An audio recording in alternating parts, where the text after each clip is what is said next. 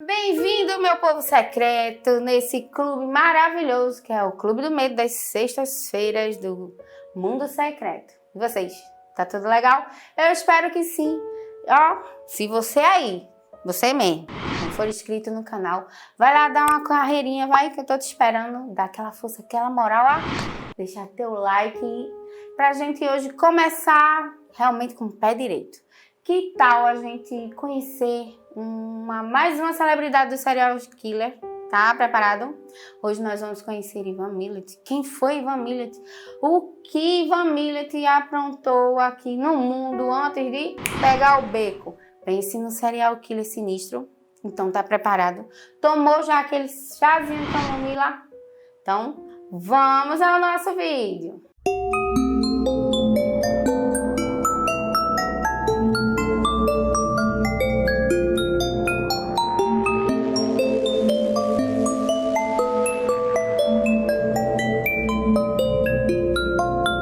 Ivan Milet, ou Demônio das Estradas, ou até mesmo Assassino de Mochileiros.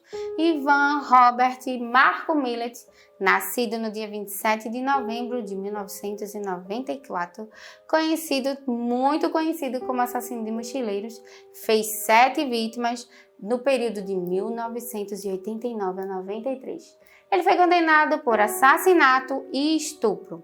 Ivan Milet, ele tinha 57 anos e era um trabalhador normal das estradas, que tinha um gosto por carros possantes, moto Harley Davidson, e ele tinha também um gosto bem peculiar em assassinar pessoas estranhas.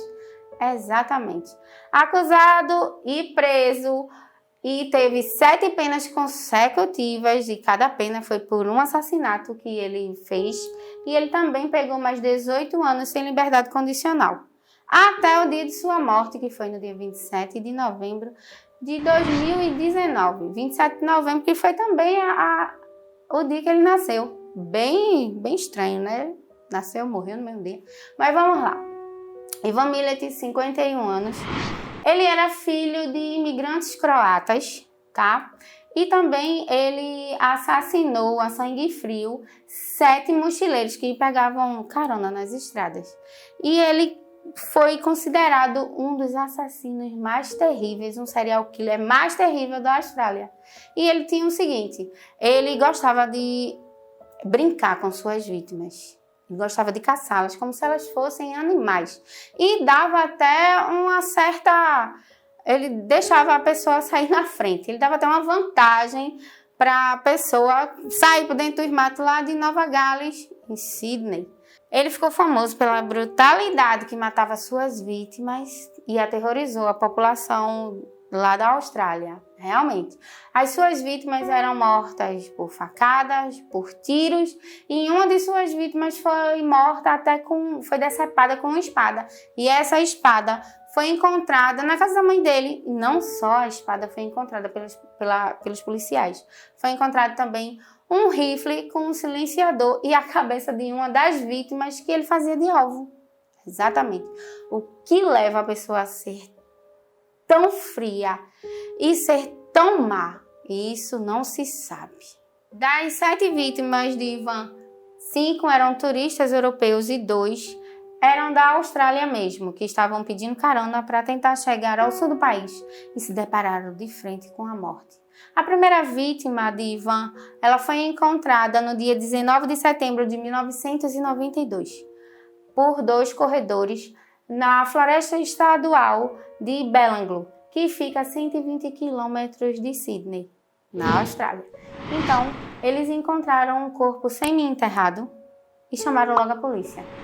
E a polícia, no dia seguinte, encontrou mais um corpo numa cova improvisada, bem próximo do anterior. E as investigações concluíram que o primeiro corpo foi de Caroline Clark, de 21 anos, e o segundo corpo era de Jeanne Walter, de 22.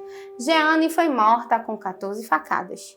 E já Caroline, ela foi atingida na cabeça por 10 vezes por uma arma de calibre 22. E foi aí que começou a surgir o desaparecimento de vários mochileiros e novos corpos no ano seguinte começaram a surgir. Já em 1993, um lenhador que colhia lenha na floresta de Belângo encontrou um crânio humano e chamou logo as autoridades locais, que rapidamente encontraram 2 covas improvisadas, como o crime anterior de Caroline Joanne. E logo identificaram as vítimas como sendo James Harold e Deborah Fillings, os 2 australianos que estavam tentando pegar carona nas estradas para chegar até o sul do país. Realmente eles se depararam com a morte. James foi assassinado brutalmente com facadas na cabeça e as facadas também atingiram as suas costas com uma brutalidade tão grande que ele terminou quebrando a coluna vertebral dele.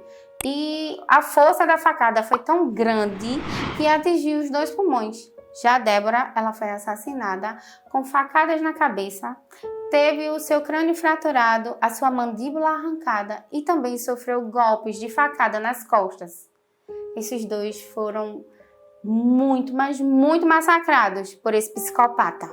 Após a descoberta desses corpos, mais de 300 policiais começaram a rondar aquela floresta e encontraram no dia 1º de novembro mais um corpo de Simone Schmid, uma viajante alemã que também foi assassinada com vários golpes de faca no lado superior das costas. Então, depois de mais 3 dias, no dia 4 de novembro, a polícia também encontra mais 2 corpos de 2 turistas alemães que estavam ali, pegando carona, para conhecer a Austrália. E se depararam com quem tiveram a sorte de encontrar Ivan.